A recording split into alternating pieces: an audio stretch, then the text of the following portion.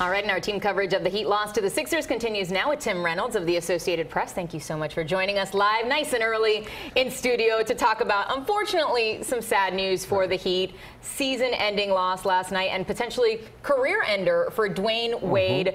I hate to say that that might have been it and that's the note that it ends on, but totally possible. What do you think? You've known this guy for a long time. You've followed his career. What's your prediction? It's extremely possible, and I don't know for certain if it's the end or not, and I don't think Dwyane knows. I do think that if you asked him today, if you asked him this morning at this ungodly non-sports writer hour, by the way, I think he's leaning toward retirement, and not because he's unhappy with role, not because he's upset about whatever the next contract will be or anything like that.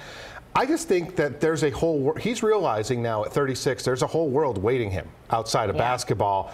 He wants to be a dad. Zaire is going to be a very highly recruited kid.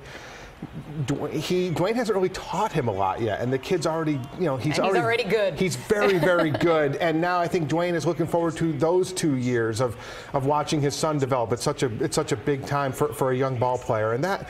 Plus, he doesn't know quite what the Heat are going to be, but also it's always been important for Dwyane to go out able to play. All right. And he can. You tweeted yesterday some stats about D. Wade's career that if this were the end, more than 26,000 points, 12 All-Star selections, 3 NBA championships, and my favorite part of that tweet was you said only Michael Jordan and LeBron James have done that. So he is the upper echelon of players here. If he goes out, certainly a very storied career. Well, that's just it. I mean, he has to ask himself over the next couple of months, what is left to prove? There's nothing left. There's nothing he can do next season or the year after that or the year after that is going to help Dwyane Wade's resume. He's going to Springfield. He is first ballot Basketball Hall of Famer. There will be a statue. There will be a number. All of those things out at the AAA. He's going to get all of that.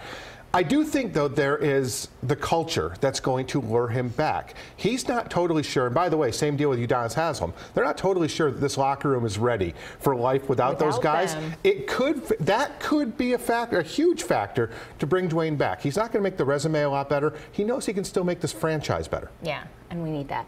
Certainly looking forward. Tim Reynolds, thank you so much for joining us again at this very early hour. Always a pleasure to chat with you. Have a great day. Thanks for having me.